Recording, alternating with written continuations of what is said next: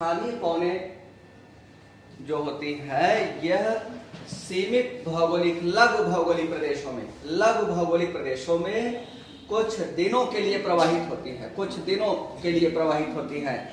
अत्यधिक शीत ऋतु की दशाओं में या अत्यधिक ग्रीष्म ऋतु की दशाओं में ये पौने उत्पन्न होती हैं। स्थानीय पौने लघु भौगोलिक प्रदेशों में कुछ दिनों या 1-1.5 महीनों के लिए या कुछ दिनों के लिए प्रवाहित होती है। सीमित समय के लिए और लघु भौगोलिक प्रदेशों में प्रवाहित होने वाली ये पौने होती हैं और इन पवनों का मौसम पर बड़ा प्रभाव पड़ता है। ये पौने मौसम को बहुत तेजी से बदलती रहती है, मौसम को वेदर को बहुत तेजी से परिवर्तित करती रहती हैं।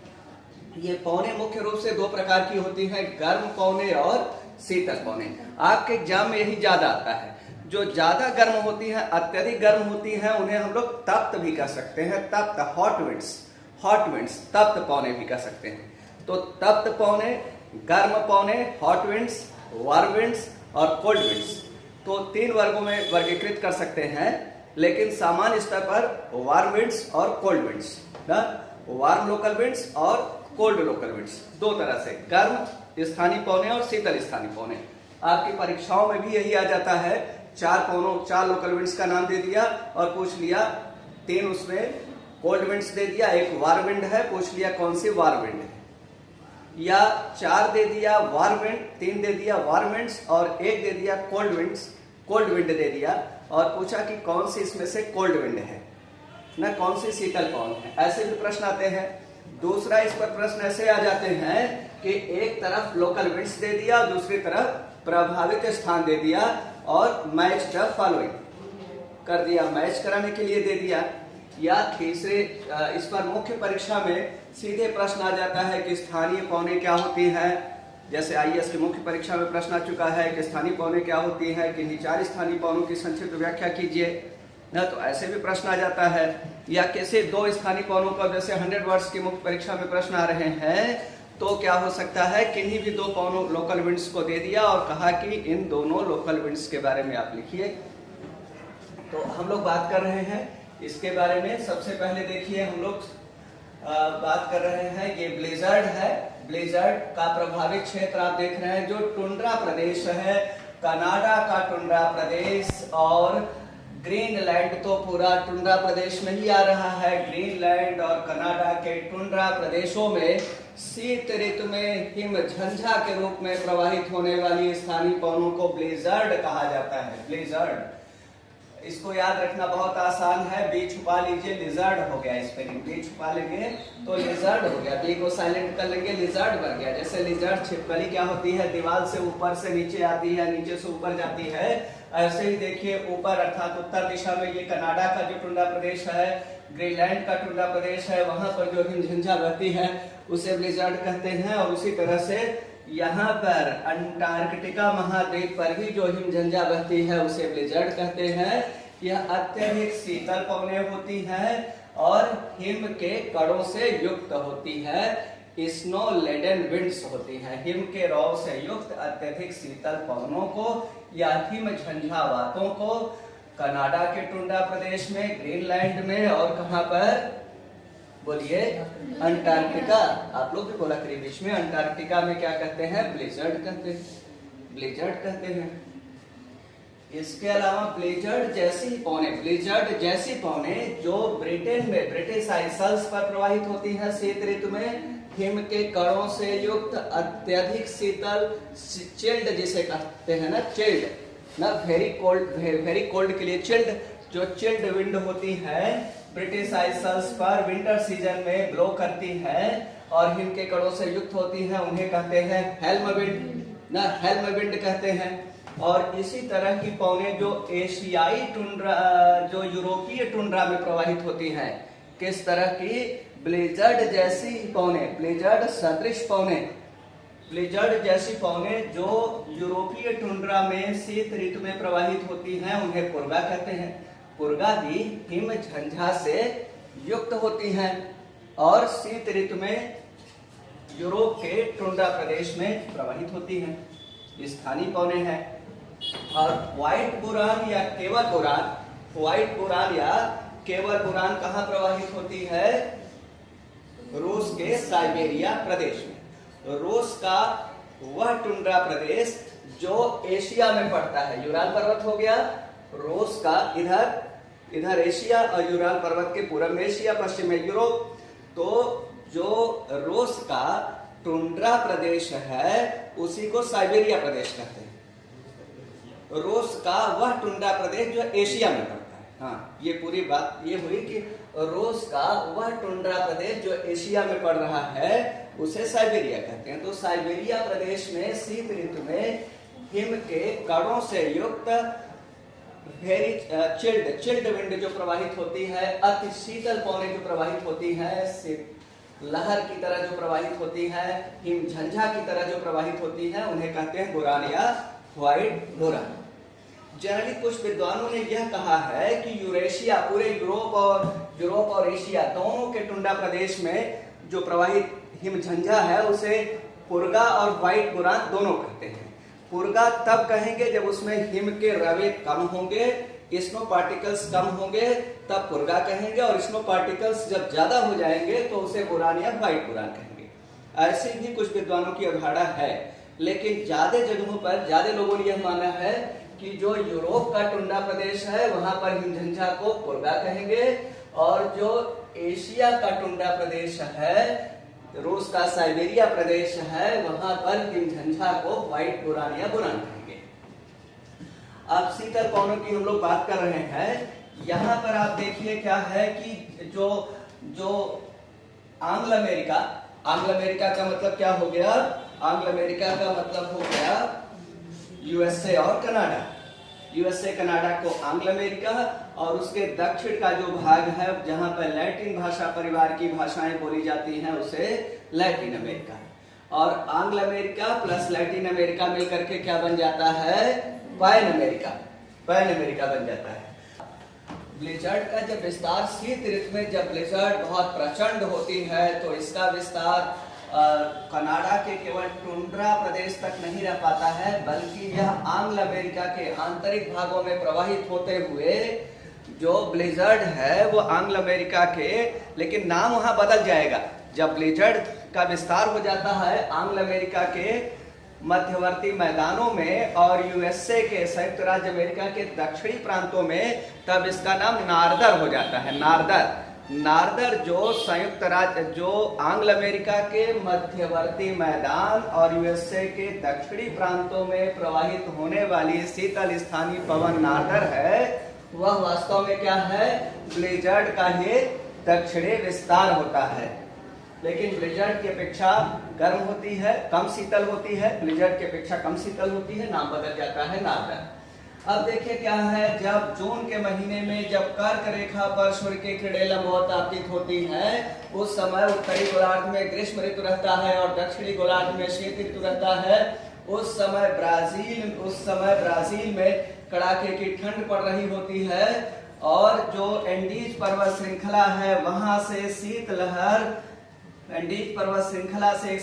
प्रवाहित होती है ब्राजील में, जिसे कहते हैं फ्रियाजेम या फ्राइजेम। स्पेलिंग याद रखने की सुविधा के लिए आप फ्रियाजेम बोल सकते हैं, FRIAZEM, फ्रियाजेम, लेकिन इसको फ्राइजेम कहते हैं। फ्राइजेम क्या है? शीतल पवन है, शीतल स्थानीय पवन है। जून के महीने में, जून जुलाई के महीने में कहाँ प्रवाहित होती है? ब्राजील में। और अर्जेंटीना और उरुग्वे का जो पंपास घास क्षेत्र है, यहाँ पर भी प्रवाहित होती है शीतल पवन शीत ऋतु में, जिसको पंपेरो कहते हैं, पंपेरो। और इस तरह की हम लोग शीतल पवनों की बात कर रहे हैं। शीत ऋतु में जो फ्रांस में उत्तर पूर्व से दक्षिण पश्चिम दिशा की ओर फ्रांस में प्रवाहित होने वाली शीतल स्थानीय पवन को बाइज कहते हैं, BISC, बाइज। और इसी तरह की जो शीतल स्थानीय पवन जो फ्रांस के दक्षिणी भागों और स्पेन के उत्तरी भागों में प्रवाहित होती है, विशेष रूप से स्पेन में जो ज्यादा प्रभावी होती है शीतल पवन शीत ऋतु में, शीतल स्थानीय पवन जो स्पेन में ज्यादा प्रभावी होती है उसका नाम है लेवेंटर प्रवाहित होती है। लेवेंटर क्या है?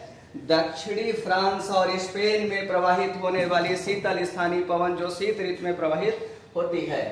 और मिस्ट्रल एक पवन है, मिस्ट्रल बहती है आल्प्स पर्वतीय क्षेत्र में, आल्प्स के पर्वतीय क्षेत्र में। और आल्प्स जिन देशों से होकर गुजरता है उनमें अधिकांश देशों में मिस्ट्रल का प्रभाव पड़ता है। मिस्ट्रल कैसी पवन है? शीतल पवन है, शीतल पवन है, शुष्क पवन है, बहुत आर्द्र नहीं है, ये शुष्क और शीतल है। शुष्क और शीतल पवन मिस्ट्रल है जो आल्प्स के ढालों के सहारे प्रवाहित होती है। यह उत्तर पश्चिम से दक्षिण पूर्व दिशा की ओर प्रवाहित होती है, उत्तर पश्चिम से दक्षिण पूर्व दिशा की ओर प्रवाहित होती है।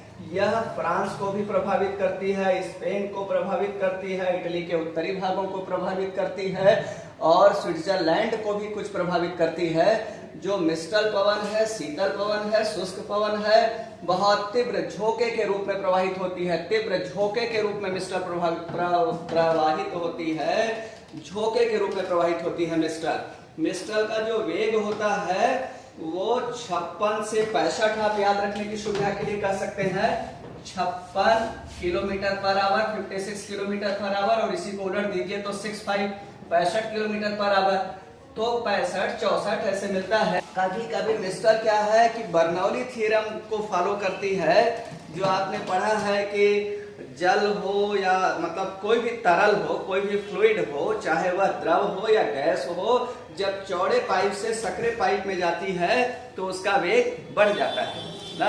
इसी सिद्धांत पर मिस्ट्रल क्या होता है, मिस्ट्रल जो स्थानीय पवन है वह जब आल्प्स की सकरी घाटियों से होकर गुजरती है तो उसका वेग बहुत अधिक हो जाता है, बढ़कर 128 किलोमीटर पर आवर तक हो जाता है मिस्ट्रल का वेग। तो बहुत तीव्र वेग से प्रवाहित होती है। और मिस्ट्रल के तेज वेग के प्रभाव से क्या होता है कि जो जैतून है और अंगूर है, इसकी फसल में जो फूल है वो गिर सकते हैं और बड़ा नुकसान करता है। मिस्ट्रल जो है ये हानिकारक है, शीत ऋतु में बह रही है और यहाँ के शीत ऋतु को और बढ़ा देती है, तो ये हानिकारक इसका प्रभाव होता है। इसके तेज वेग के प्रभाव से लोगों के घरों के शीशे टूट जाते हैं, लोगों के घरों से शीशे टूट जाते हैं। और इसीलिए बहुत से जो खेती होती है तो उसमें पेड़ पौधे जो होते हैं वो उखड़ जाते हैं, और इसीलिए लोग अपने खेतों के चारों ओर झाड़ियों का रोपण करते हैं। मिस्ट्रल से बचाव के लिए लोग अपने घरों के शीशे जो लगाते हैं, मिस्ट्रल के पैरे लगाते हैं, जैसे मिस्ट्रल उसी के समानांतर बहते हुए गुजर जाए और घरों के शीशे न टूटे।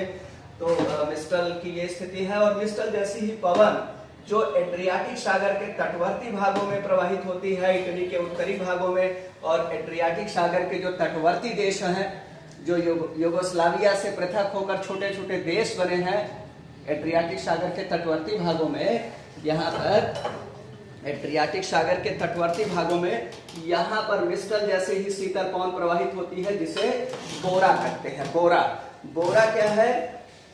एड्रियाटिक सागर के तटवर्ती भागों में, इटली के उत्तरी भागों में प्रवाहित होने वाली शीतल स्थानीय पवन है, जिसका वेग जो होता है, बोरा का वेग जनरली 60 किलोमीटर पर आवर या उससे ज्यादा होता है। बोरा का वेग 60 किलोमीटर पर आवर या उससे ज्यादा। तो जो मिस्ट्रल का सामान्य वेग 56 से 65 या 64 किलोमीटर पर आवर है, तो सामान्य उसका वेग 60 के नीचे ही बना रहता है। कभी कभी उसका वेग 60 के ऊपर होता है, जब बहुत प्रचंड होती है तब उसका वेग 128 किलोमीटर पर आवर हो जाता है। लेकिन बोरा का सामान्य वेग भी 60 किलोमीटर पर आवर से अधिक होता है। तो सामान्य दशा में बोरा का जो वेग होगा वो मिस्ट्रल से ज्यादा होता है। और बोरा बह रही है तो उसको समुद्र एड्रियाटिक सागर के निकट होने के कारण समुद्री आर्द्रता भी इसमें मिलती रहती है बोरा में। जबकि मिस्ट्रल क्या है, पर्वतीय घाटियों के बीच में बह रही है, आल्प्स की घाटियों के बीच बह रही है, इसलिए मिस्ट्रल में ह्यूमिडिटी कम होती है, आर्द्रता कम होती है। मिस्ट्रल में आर्द्रता कम होती है, जबकि बोरा क्या होती है, मिस्ट्रल की अपेक्षा अधिक आर्द्र होती है बोरा। अब हम लोग बात कर रहे हैं, शीतल पवनों की ही बात हो रही थी। यहाँ पर जो ये हम लोग देख रहे हैं ऑस्ट्रेलिया शीत ऋतु में दक्षिणी ध्रुव के निकट से, शीत ऋतु में दक्षिणी ध्रुव के निकट से क्या होता है, दक्षिणी ध्रुव की ओर से, दक्षिण की ओर से ऑस्ट्रेलिया का जो इधर का प्रांत है, दक्षिण पूर्वी प्रांत है, कौन कौन से प्रांत आ जाएंगे, विक्टोरिया है और न्यू साउथ वेल्स है। विक्टोरिया न्यू साउथ वेल्स की ओर बहती है शीतल स्थानीय पवनें प्रवाहित होती हैं ऑस्ट्रेलिया के दक्षिण पूर्वी प्रांतों, विक्टोरिया और न्यू साउथ वेल्स की ओर शीतल आर्द्र हो जाती है, समुद्र के ऊपर से आती है आर्द्र शीतल स्थानीय पवन प्रवाहित होती है, जिसे दक्षिणी बूस्टर कहते हैं, सदर्ली बूस्टर। दक्षिण से आ रही है इसलिए इसका नाम दक्षिणी बूस्टर हो जाता है। तो महत्वपूर्ण जो शीतल पवनें थी वो हो गया, महत्वपूर्ण शीतल पवनें हो गई। अब हम लोग महत्वपूर्ण तप्त पवनों को पढ़ेंगे। इसमें सबसे पहले हम लोग बात कर रहे हैं चिनूक या चिनूक की। चिनूक या चिनूक की बात करते हैं। सबसे पहले चिनूक या चिनूक की बात करते हैं तो होता क्या है कि यहाँ पर जो राकीज पर्वत श्रृंखला है, राकेश या चिनूक आप देख रहे हैं, राकीज पर्वत श्रृंखला के पश्चिमी ढालों के सहारे चक्रवाती पवनों का आविर्भाव होता है। बसंत ऋतु के पहले यहाँ पर राकीज के पश्चिमी ढालों के सहारे, यहाँ पर जो समुद्र तटी जो उत्तरी प्रशांत महासागर है, इसके ऊपर चक्रवातों की उत्पत्ति होती है। यही चक्रवात राकीज के पश्चिमी ढालों के सहारे आरोहण करते हैं। तो जब ये राकीज के पश्चिमी ढालों के सहारे आरोहण करते हैं तो शुरू में ये शुष्क होते हैं, तो इनमें ताप ह्रास दर कितना हो जाएगा? शुष्क रुद्धोष्म ताप ह्रास दर से इनका ताप ह्रास होता है। लगभग 10 डिग्री सेल्सियस प्रति किलोमीटर की दर से इनके तापमान में गिरावट आती है। धीरे धीरे जब ये ऊपर चढ़ती है हवाएं तो इनमें संघनन होता है, बादल बनते हैं, वर्षा हो जाती है और संघनन की गुप्त ऊष्मा इनमें मिल जाती है। संघनन की गुप्त ऊष्मा मिल करके इन हवाओं को और एक्टिव बना देती है। हवाएं गर्म होती है और तेजी से आरोहण करती है।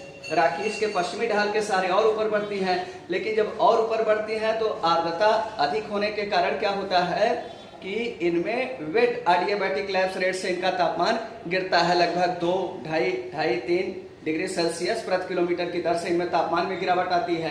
फिर इसके बाद ये राकीज के पूर्वी ढालों के सहारे इनका अवरोहण होता है। राकीज के जब पूर्वी ढालों के सहारे ये नीचे उतरती है तब इनका टेम्परेचर जो होता है तेजी से बढ़ता है, क्योंकि फिर ये शुष्क होती हैं। फिर ये जब ये अवरोहण करेंगे तो ये शुष्क होती चली जाएंगी। इनका जो रिलेटिव ह्यूमिडिटी है, सापेक्ष आर्द्रता, वो क्या होता जाएगा? सापेक्ष आर्द्रता घटती जाती है क्योंकि गर्म होती जाती है। तो ये क्या होता है? शुष्क रुद्धोष्म दर से ये गर्म होती चली जाती हैं 10, और जो माइनस में इनका तापमान 0 डिग्री सेल्सियस के नीचे था वो बढ़ता चला जाता है। और उसी समय चिनूक जैसे ही राकीज के पूर्वी ढाल को पार करके आंग्ल अमेरिका, यूएसए कनाडा के जो प्रेरीज घास का मैदान क्षेत्र है उसमें जैसे ही अग्रसर होती है, यहाँ के लोगों को खूब गर्मी लगने लगती है। उनका मौसम उनको लगता है कि सुहाना हो गया, मौसम सुहावना लगने लगता है। क्यों? क्योंकि यहाँ पर स्नोफॉल हुआ रहता है, धरातल पर बर्फ जमा रहता है और तापमान 0 डिग्री सेल्सियस, उसी समय तापमान यहाँ पर 0 डिग्री सेल्सियस के काफ़ी नीचे रहता है। -10 है, -15 degree Celsius, -10 degree Celsius, -17 degree Celsius का तापमान है। धरातल बर्फ से ढका हुआ है, हिमाच्छादित धरातल रहता है।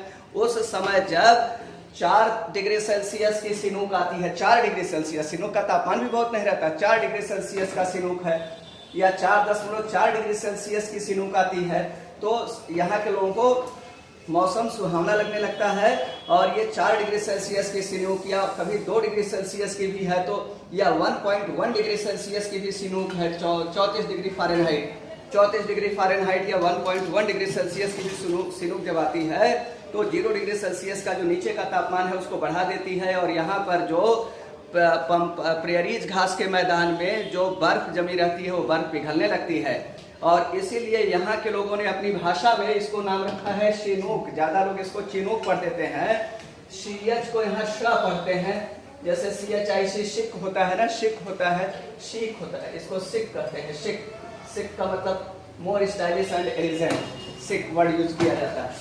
पेनपाल में आप लोग पढ़े होंगे सिक शब्द।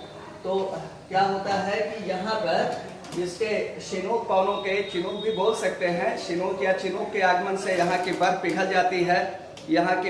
जाती है, प्रेरीज घास के मैदान के चारागाह खुलते हैं, पशुचारण शुरू हो जाता है, बसंतकालीन गेहूं की बुआई शुरू हो जाती है, लोगों को अत्यधिक शीत से, ठंड से छुटकारा मिलने लगता है, मौसम सुहावना हो जाता है चिनूक के प्रभाव से।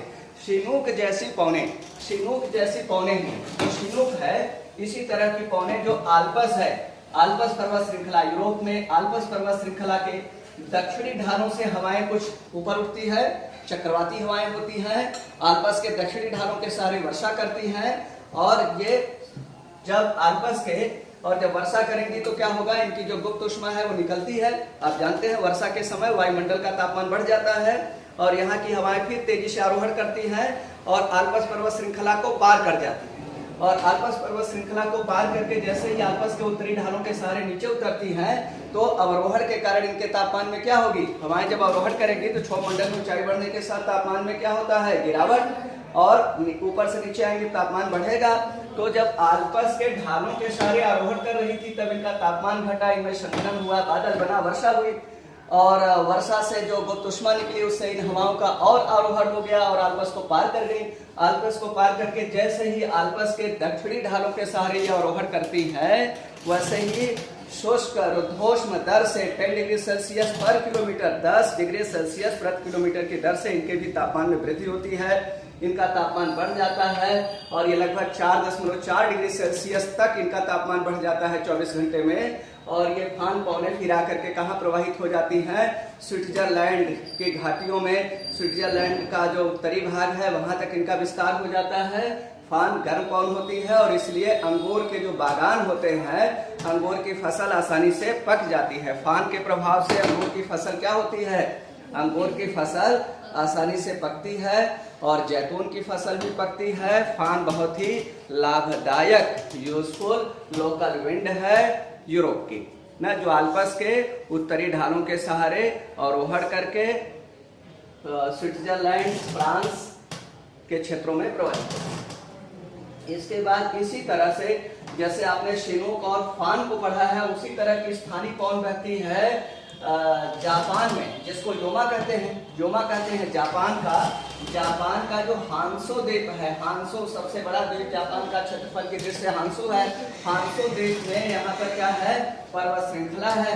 हांसो द्वीप के पश्चिमी पर्वतीय ढालों से, हांसो द्वीप के पश्चिमी पर्वतीय ढालों से आरोहण करेंगी हवाएं तो क्या होगा, उनका तापमान बढ़ेगा, उनका तापमान बढ़ेगा और तापमान बढ़ेगा तो आकर के हांसू के मैदान में, हांसू में 2 मैदान है, हांसू पर 2 बड़े मैदान है ना, क्या क्या नाम है, एक मैदान का नाम है किंकी का मैदान और दूसरा किंकी मैदान, दूसरा मैदान का नाम क्या है, क्वांटो मैदान। तो क्वांटो मैदान और किंकी मैदान में गर्म शुष्क पवनों का प्रवाह शुरू हो जाता है।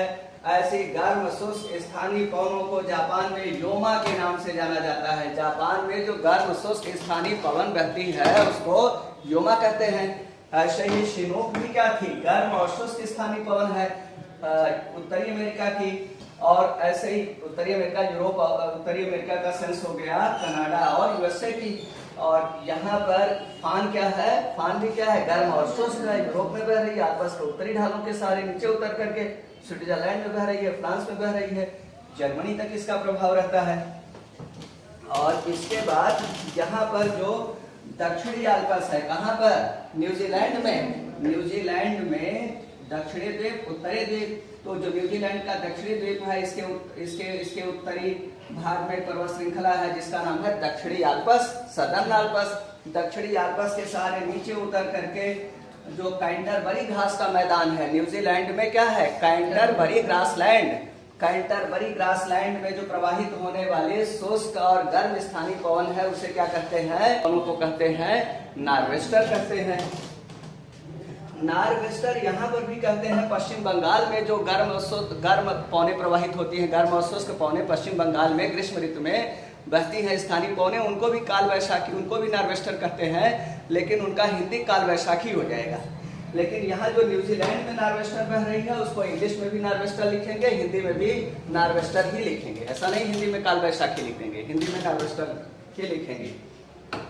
और अब हम लोग बात कर रहे हैं ऐसी पवनों की जो बहुत ही हॉट विंड्स हैं, तप्त पवनें हैं। या अभी एक और बात कर लेते हैं इसके की, शिनूक जैसी पवनें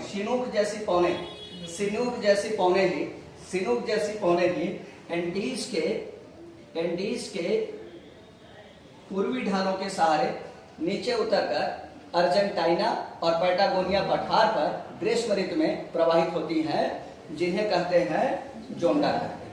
जोंडा भी क्या है, पैटागोनिया पठार कहाँ पर है, अर्जेंटीना में है। तो अर्जेंटीना के पैटागोनिया पठार पर बहती है, या अर्जेंटीना भी पूरा लिख सकते हैं, अर्जेंटीना में बहने वाली शुष्क गर्म स्थानीय पवन जोंडा कहलाती है, जो वो एंडीज के पूर्वी ढालों के सारे अवरोहण करने के कारण जोंडा गर्म हो जाती है ना, जोंडा गर्म होकर के यहाँ प्रवाहित होती है अर्जेंटीना में।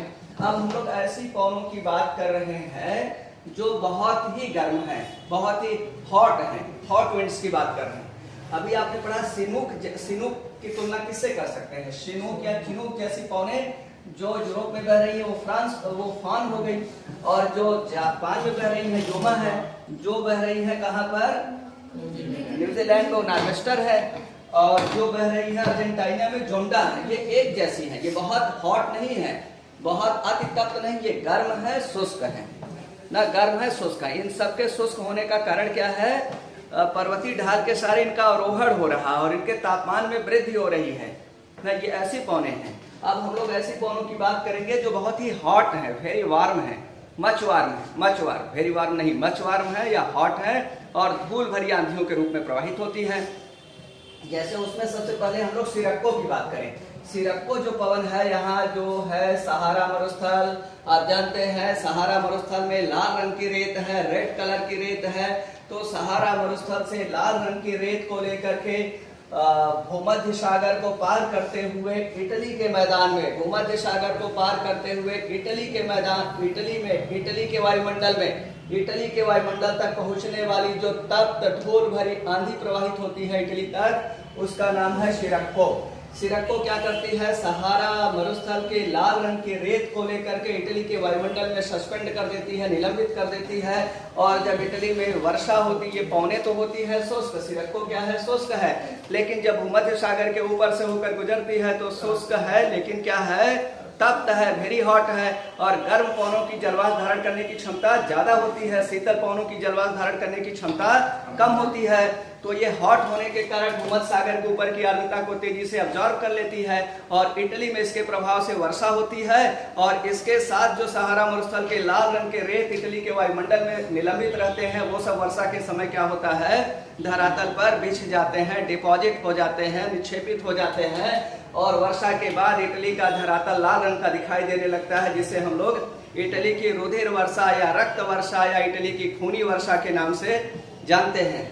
इसी तरह से सहारा मरुस्थल की लाल रंग की रेत को लेकर के भूमध्य सागर को पार करते हुए, जिब्राल्टर जलसंधि को पार करते हुए जो हवाएं स्पेन पहुंचती हैं, स्पेन ऐसी तप्त धूल भरी स्थानीय पवनों को स्पेन में लेवेस कहते हैं। स्पेन में लेवेस, CHE स्पेलिंग है लास्ट में, लेकिन लेवेस कहेंगे, LEVECHE, लेवेस। लेवेस क्या करती है, स्पेन के वायुमंडल में जब पहुंचती है तो जलवाष्प भी भूमध्य सागर और जिब्राल्टर जलसंधि की भूमध्य जलवाष्प भी पहुंचाती है, सहारा मरुस्थल की लाल रंग की रेत भी पहुंचाती है। और जब यहाँ पर स्पेन में वर्षा होती है तो सहारा मरुस्थल की लाल रंग की रेत धरातल पर निक्षेपित हो जाती है, डिपॉजिट हो जाती है, और फिर इसे कहते हैं स्पेन की खूनी वर्षा। स्पेन की खूनी वर्षा के लिए कौन सी पवनें जिम्मेदार हैं, सहारा मरुस्थल से होकर स्पेन की ओर जाने वाली लेवेस पवनें जिम्मेदार हैं, लेवेस पवनें जिम्मेदार हैं। इसी तरह से सहारा मरुस्थल से लाल रंग की रेत को लेकर के यहाँ पर जो कनारी द्वीप है और मदिरा द्वीप है,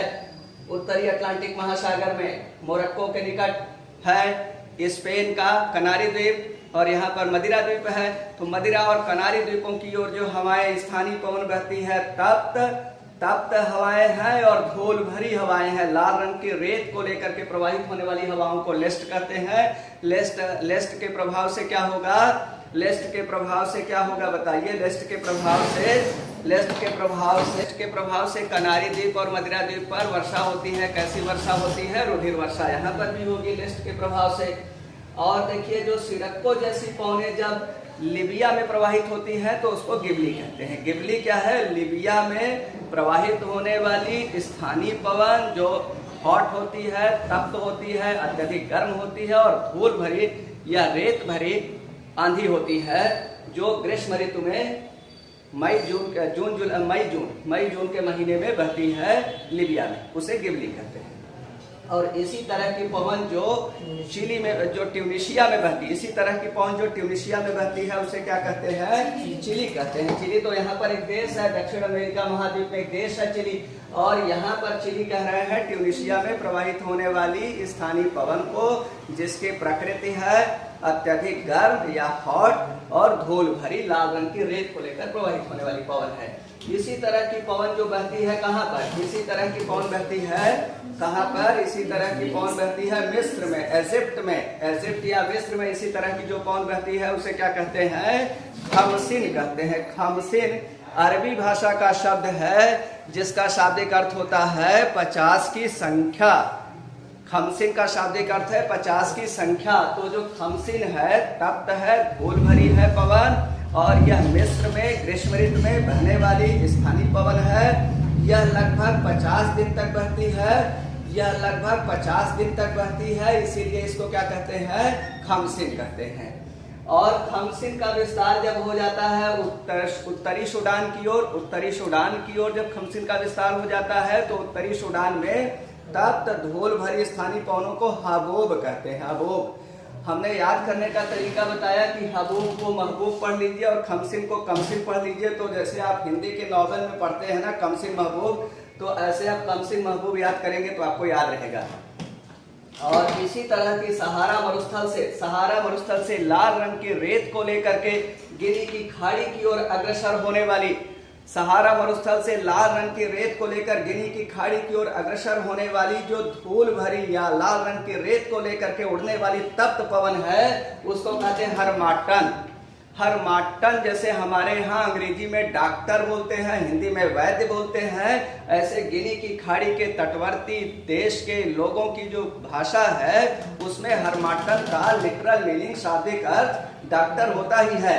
तो क्या होता है? गिनी की खाड़ी का तटवर्ती भाग जो होता है वह ग्रीष्म ऋतु में तापमान ज्यादा होने के कारण वाष्पोत्सर्जन की दर ज्यादा होती है। गिनी की खाड़ी के ऊपर के वायुमंडल में जलवाष्प ज्यादा रहेगा, आर्द्रता ज्यादा रहेगी, और जहां पर भी ह्यूमिडिटी ज्यादा होती है और तापमान ज्यादा हो, ह्यूमिडिटी ज्यादा हो, तो वहां पर क्या होती है? आप देखते हैं सबसे ज्यादा बीमारियां कब उत्पन्न होती हैं? आर्द्र ग्रीष्म ऋतु, या जो हमारे यहाँ वर्षा ऋतु होती है वो आर्द्र ग्रीष्म ऋतु में ही तो वर्षा होती है। तो हमारे यहाँ सबसे ज्यादा बीमारियों का प्रकोप कब होता है? आर्द्र ग्रीष्म ऋतु में, क्योंकि आर्द्र ग्रीष्म ऋतु क्या करती है? जीवाणुओं, विषाणुओं, कीड़े मकोड़ों की प्रजननता बढ़ा देती है और इससे इनकी जनसंख्या तेजी से बढ़ती, इनकी संख्या, इनका पॉपुलेशन इंग्लिश में बोल सकते हैं, हिंदी में जनसंख्या बोलना उचित नहीं है, इनकी संख्या तेजी से बढ़ती है पॉपुलेशन, और जिससे क्या होता है? विभिन्न प्रकार के जीवाणु जनित, विषाणु जनित, कीटाणु जनित जैसे मच्छर आदि है, तो विभिन्न प्रकार के क्या होता है? बीमारियां हो जाती हैं।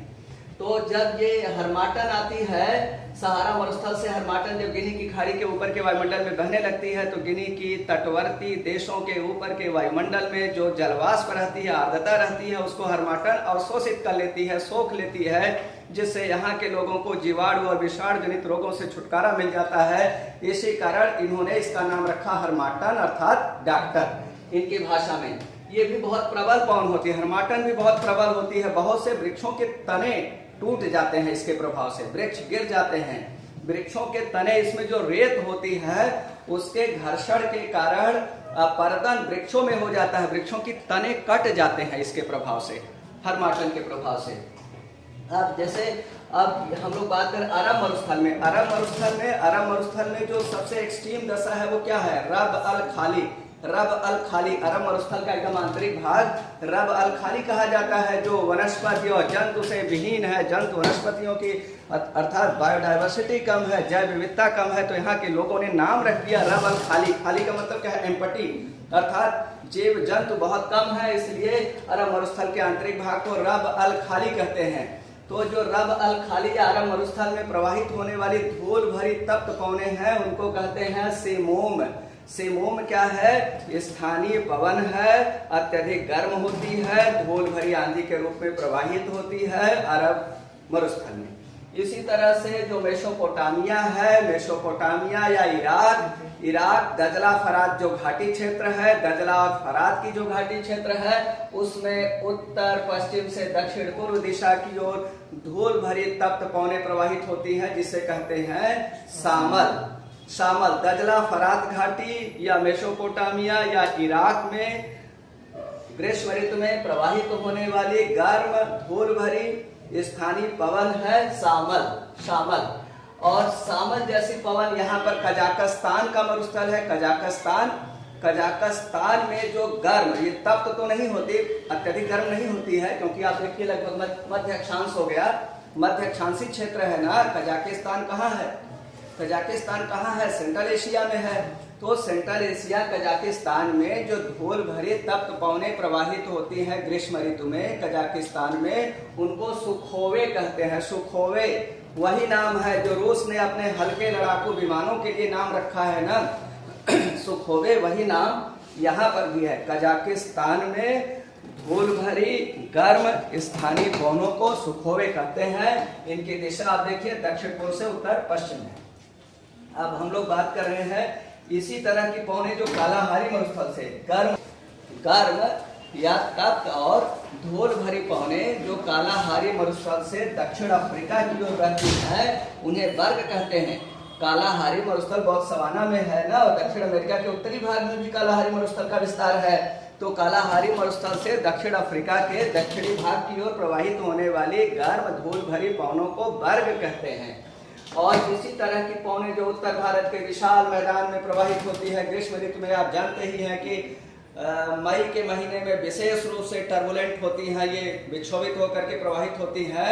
जो थार मरुस्थल हो गया, उत्तर भारत का विशाल मैदान है, उसमें ये जो पवनें प्रवाहित होती हैं धूल भरी और तप्त पवनें 38 degree Celsius, 40 degree Celsius, 45 degree Celsius या कहीं कहीं ये 48 डिग्री सेल्सियस तक का तापमान बना देती हैं। ये जो धूल भरी पवनें प्रवाहित होती हैं और तप्त पवनें होती हैं अप्रैल के लास्ट और मई के महीने में, जून के भी पूर्वार्ध में थार मरुस्थल और उत्तर भारत के विशाल मैदान में प्रवाहित होती है। इन्हें क्या कहते हैं? लू कहते हैं। लू की दिशा थार मरुस्थल में दक्षिण पश्चिम से उत्तर पूर्व होती है, और पंजाब हरियाणा के क्षेत्रों में पश्चिमी उत्तर प्रदेश में इनकी दिशा उत्तर पश्चिम से दक्षिण पूर्व होती है। ये और बिहार पश्चिम बंगाल की ओर जब बढ़ती है तो इनकी दिशा पश्चिम से पूर्व हो जाती है। और जो पश्चिम बंगाल है, पश्चिम बंगाल में जब लू का प्रभाव बढ़ता है तो पश्चिम बंगाल में लू जैसी पवनों को काल वैशाखी कहते हैं। काल वैशाखी के लिए आप अंग्रेजी में नॉर्वेस्टर शब्द का भी प्रयोग कर सकते हैं, लेकिन जो न्यूजीलैंड की नॉर्वेस्टर है उसको हिंदी में भी नॉर्वेस्टर और इंग्लिश में भी नॉर्वेस्टर लिखेंगे। पश्चिम बंगाल की जो लू जैसी पवन अप्रैल के लास्ट में और मई के महीने में बह रही है, लू जैसी पवन है, तप्त है, धूल भरी है, उसको पश्चिम बंगाल में क्या कहते हैं? काल वैशाखी या नॉर्वेस्टर। और इसी तरह की पवन जो असम के मैदान में प्रवाहित होती है, असम के मैदान में पश्चिम से पूर्व और पूर्व से पश्चिम दोनों दिशा में धूल भरी तप्त पवनें असम के मैदान में प्रवाहित होती है, उन्हें कहते हैं बोर्डो चिल्ली कहते हैं। बोर्डो उग्रवादी पूर्वोत्तर भारत के उग्रवादी संगठन है बोर्डो, और उसी में ये चिल्ली जोड़ देना है। बोर्डो चिल्ली असम के मैदान में प्रवाहित होती है, तप्त है, धूल भरी पवन है, अप्रैल के लास्ट और मई के महीने में प्रवाहित होती है, तप्त होती है, शुष्क होती है। लेकिन अत्यधिक तप्त होने के कारण क्या होता है? समुद्र की आर्द्रता युक्त हवाएं जब पहुंचती हैं यहाँ तक तो उनका बहुत तेजी से अवशोषण करती है, संघनन होता है, वर्षा होती है। तो जो मानसून पूर्व वर्षा होती है, मानसून पूर्व वर्षा जो असम के मैदान में और पश्चिम बंगाल में होती है, वह क्या होती है?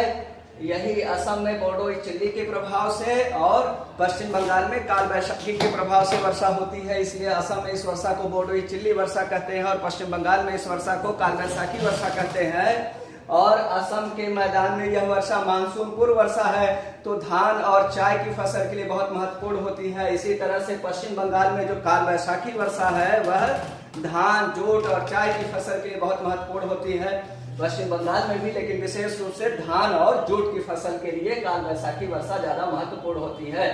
और ऐसे ही लू जैसी पवनें जो पश्चिमी तटीय मैदान में प्रवाहित होने लगती हैं उत्तर पूर्व से दक्षिण पश्चिम की ओर, इनको महाराष्ट्र का जो तटीय मैदान है जिसे हम लोग कहते हैं कोंकण तटीय मैदान, और केरल राज्य का जो तटीय मैदान है जिसे हम लोग कहते हैं मालाबार तटीय मैदान, वहां पर इन पवनों को कहते हैं आम्र वृष्टि वाली पवनें। क्योंकि इन पवनों के प्रभाव से क्या होता है? समुद्र की आर्द्र हवाएं इनके संपर्क में आकर तड़ित झंझा से युक्त वर्षा करती हैं। ये अप्रैल और मई के महीने में, और इस वर्षा के प्रभाव से आम की फसल को बहुत लाभ होता है, इसलिए इसको आम्रवृष्टि वाली पौने कहते हैं। इसी तरह की पौने प्रवाहित होती है कहाँ पर? कर्नाटक राज्य के तटीय मैदान में, या पूरे कर्नाटक राज्य में, जिसको हम लोग कहते हैं, कर्नाटक राज्य के तटीय मैदान को क्या कहते हैं? कन्नड़ या कनारा या कनारी तटीय मैदान। और कर्नाटक राज्य में बहती हैं जिसे हम लोग चेरी ब्लॉसम विंड कहते हैं, क्योंकि चेरी ब्लॉसम का मतलब कहवा के फूल, कहवा के फूलों वाली वर्षा। इससे कहवा की फसल, कहवा में फूल आते हैं और फसल तेजी से आगे बढ़ती है, उगती है, उत्पादन होता है। हम लोग बात कर रहे थे इसी तरह की पौने जो कहाँ बहती है, यहाँ पर कौन सा मरुस्थल हो गया? पश्चिमी ऑस्ट्रेलियाई मरुस्थल। पश्चिमी ऑस्ट्रेलियाई मरुस्थल में उत्तर पश्चिम से दक्षिण पूर्व दिशा की ओर प्रवाहित होने वाली तप्त धूल भरी पवनों को कहते हैं ब्रिकफील्डर कहते हैं, ब्रिकफील्डर कहते हैं। पश्चिम ऑस्ट्रेलियाई मरुस्थल में पश्चिमी ऑस्ट्रेलियाई मरुस्थल से ये पौने शुरू होती हैं और ऑस्ट्रेलिया महाद्वीप का, जो ऑस्ट्रेलिया देश का विक्टोरिया और न्यू साउथ वेल्स प्रांतों की ओर ये ब्रिकफील्डर आती है। कहाँ से? पश्चिमी ऑस्ट्रेलियाई मरुस्थल से ग्रेट सेंटी विक्टोरिया से प्रवाहित होते हुए ये आ रही है कहाँ पर? विक्टोरिया और दक्षिणी क्या नाम है, न्यू साउथ वेल्स राज्यों की ओर प्रवाहित होती है। इसको कहते हैं ब्रिकफील्डर कहते हैं। और हम लोग बात कर रहे थे यहाँ पर क्या हो गया? उत्तरी अमेरिका महाद्वीप में, यूएसए और कनाडा में जो विशाल मैदान है उसमें ग्रीष्म ऋतु में जो धूल भरी तप्त पौने प्रवाहित होती हैं उसे कहते हैं ब्लैक रोलर। यूएसए और कनाडा के विशाल मैदान में ब्लैक रोलर कहते हैं। काली आंधी भी कहते हैं, धूल भरी आंधियों को काली आंधी, ब्लैक स्टॉर्म कहते हैं। जब ये हवाएं आती हैं तो दृश्यता कम हो जाती है और मिट्टी पर धरातल पर रेत की एक परत बिछ जाती है, जैसे रोलर को रोल करके एक परत बिछा दिया हो, और ये दृश्यता कम हो जाती है। इन दोनों कारणों से नाम क्या हो गया? ब्लैक और रोलर। ब्लैक रोलर इसका नाम है। और यहाँ पर देखिए क्या होगा, यहाँ पर जो रॉकीज के ढाल है उसके सहारे यहाँ पर, और कोलोराडो का जो शुष्क पठार है, ग्रैंड कैनियन है, उसी पर कोलोराडो के शुष्क पठार पर ग्रैंड कैनियन है। और दूसरा कैनियन क्या है? सांता एना कैनियन। तो सांता एना कैनियन, कोलोराडो पठार के सांता एना कैनियन से धूल भरी शुष्क पौने प्रवाहित होती हैं, जो दक्षिणी कैलिफोर्निया प्रांत तक ग्रीष्म ऋतु में प्रवाहित होती हैं, और जो यहाँ पर अंगूर की फसल होती है उसको बहुत हानि पहुंचाती है। ऐसे स्थानीय पौनों का नाम है सांता एना। इन पौनों को सांता एना इसलिए कहते हैं क्योंकि इनकी उत्पत्ति सांता एना कैनियन से मानी जाती है। वैसे उसके पहले एक झोंके के रूप में निकलती है, लेकिन अपने जो इनका जो नेचर है सांता एना के, कि ये तप्त होती है, धूल भरी होती है, ये नेचर इनको मिलता है सांता एना कैनियन से, इसलिए इनको सांता एना लोकल विंड कहते हैं। और यूएसए के दक्षिणी कैलिफोर्निया प्रांतों में प्रवाहित होती है, हानि पहुंचाती है ना। आप जान ही रहे, जैसे हमारे यहाँ लू के प्रभाव से क्या होता है, इतना अधिक उष्णता हो जाती है कि लोगों के शरीर का जो जल है सूखने लगता है, ब्लड क्लॉटिंग हो जाती है, अटैक हो जाता है, डेथ हो जाती है, बचाना मुश्किल होता है उष्ण लहर से। ऐसे ये उष्ण लहरें हैं, इनके प्रभाव से लोगों को बचाना बहुत मुश्किल होता है। इसीलिए लोग इनके प्रभाव से बचने के लिए अपने एसी कार में बैठ करके बाहर निकलेंगे, या घरों और खिड़कियों की दरवाजा को बंद रखते हैं और कूलर और एसी चला करके रहते हैं इनसे बचने के लिए। इसी तरह की पौनों का विस्तार, गर्म पौनों का विस्तार जब हो जाता है मैक्सिको और सेंट्रल अमेरिका में, तो उसको टेहुआंटिपिकर कहते हैं। और एक गर्म और शुष्क पवन प्रवाहित होती है मध्य यूरोप में, जिसको ट्रामंटेन कहते हैं। यहाँ पर जावा द्वीप, विश्व का सर्वाधिक जनसंख्या वाला द्वीप जावा द्वीप में पर्वतीय ढालों के सहारे नीचे उतर करके जावा द्वीप पर प्रवाहित होने वाली गर्म और शुष्क पवनों को कम्बाइंड कहते हैं। कम्बाइंड की तुलना किससे कर सकते हैं? कम्बाइंड जो जावा द्वीप की कम्बाइंड लोकल विंड है, उसकी तुलना किससे कर सकते हैं? उसकी तुलना कर सकते हैं शिनोक से, उसकी तुलना कर सकते हैं फान से, उसकी तुलना कर सकते हैं नॉर्वेस्टर से, उसकी तुलना जापान के योमा से कर सकते हैं। इसी तरह की पवन है, पर्वतीय ढाल के सहारे नीचे उतरती है और जावा द्वीप के तापमान को बढ़ाती है और फसल के लिए लाभदायक होती है। तो ये प्रमुख स्थानीय पौने हो गई, इनके बारे में ब्रीफ डिस्कशन हो गया। और जो लू आदि है इसको भारत के भूगोल में हम लोग और डिटेल डिस्कस करेंगे। स्थानीय पौनों का एक सामान्य परिचय पूरा हुआ। IAS, BCS, net, JRF, PGT, TGT किसी भी परीक्षा के लिए अति महत्वपूर्ण है। आईएएस का मुख्य परीक्षा, बीसीएस का मुख्य परीक्षा अगर आप दे रहे हैं या टीजीटी दे रहे हो, पीजीटी दे रहे हो, सामान्य अध्ययन दे रहे हो, असिस्टेंट प्रोफेसर का एग्जाम दे रहे हैं, प्रवक्ता, जीआईसी का एग्जाम दे रहे हैं, सब एग्जाम के लिए ये क्लासेस बहुत महत्वपूर्ण है। आप वीडियो देखते रहिए।